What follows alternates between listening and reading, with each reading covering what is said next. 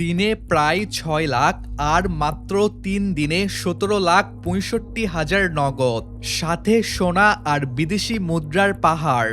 সিলেটের হযরত শাহজালাল রাদিয়াল্লাহু আনহুর মাজারের এই চাঞ্চল্যকর হিসাব দেখে পুরো দেশ যখন স্তব্ধ, তখন পদ্মার আড়ালে বসে ঘামছিল কারা? হ্যাঁ দর্শক, বিদায় নেওয়ার ঠিক শেষ মুহূর্তে ডিসি সারোয়ার আলম মাজারের যে গোপন সিন্দুকের তালা ভেঙেছিলেন, সেখান থেকে শুধু টাকার অঙ্ক বের হয়নি, বের হয়ে এসেছে এক শতাব্দী প্রাচীন মাফিয়া সিন্ডিকেটের কঙ্কাল। আজ আমরা প্রবেশ করব সেই অন্ধকারের গভীরে।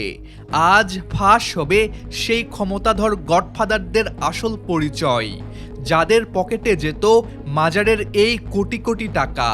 কেন একজন সৎ ডিসিকে মাঝরাতে প্রোটোকল কেড়ে নিয়ে তাড়িয়ে দেওয়া হলো?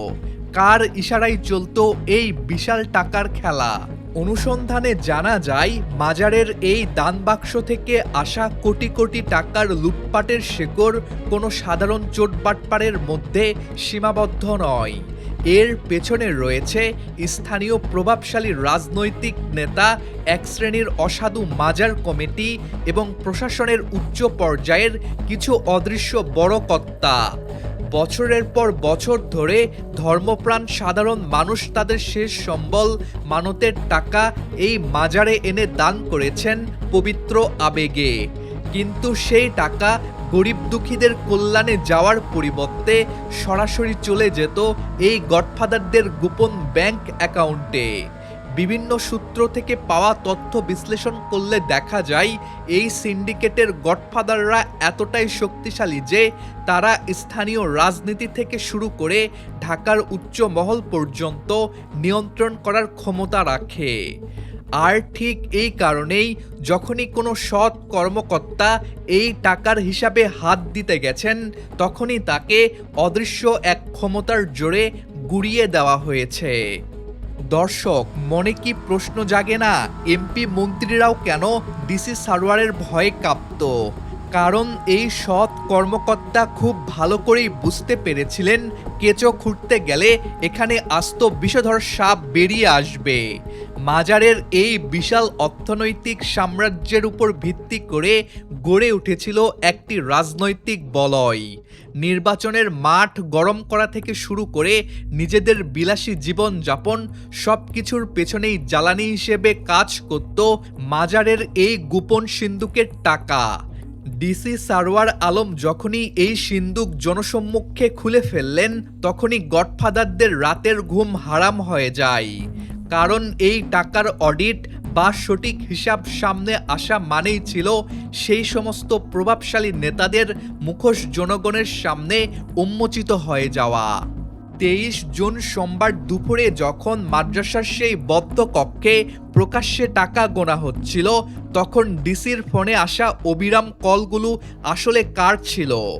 একাধিক সূত্র দাবি করছে, ওপাশ থেকে আসা নম্বরগুলো কোনো সাধারণ মানুষের ছিল না। সেগুলো ছিল ঢাকা ও সিলেটের সেই সব সর্বোচ্চ নীতি নির্ধারক ও গডফাদারদের, যারা এই সিন্ডিকেটের মূল সুবিধাভোগী। তারা খুব ভালো করেই জানতো, ফোনটা রিসিভ করলেই ডিসিকে ধমক দিয়ে এই গণনা বন্ধ করা যাবে। কিন্তু সারোয়ার আলম সেদিন ফোন না ধরে গডফাদারদের সেই অহংকারকে চূর্ণ করে দিয়েছিলেন। মাত্র 3 ঘন্টার জন্য মাজারের দরজা খুলে দিয়ে পুরো দেশের মানুষকে দেখিয়ে দিয়েছেন ধর্মের নামে পদ্মার আড়ালে কত বড় হরিলুট চলছে। কিন্তু গডফাদাররা কি দমে গেছে? না, ডিসি সারোয়ারকে রাতের অন্ধকারে ক্ষমতাচ্যুত করে তারা প্রমাণ করে দিয়েছে যে এই দেশে সততার চেয়ে সিন্ডিকেটের জোর কত বেশি।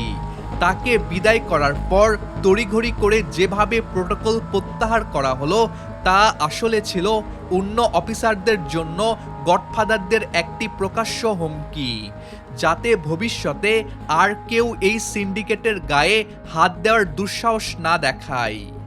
মাজার কাণ্ডে গডফাদারদের নাম আজ জনগণের আদালতে স্পষ্ট।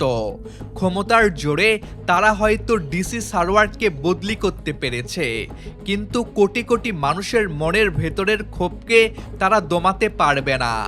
দর্শক, আপনার কি মনে হয় এই প্রভাবশালী গডফাদারদের কি কখনো আইনের আওতায় আনা সম্ভব, নাকি ধর্মের নামে এই গোপন লুটপাট চলতেই থাকবে?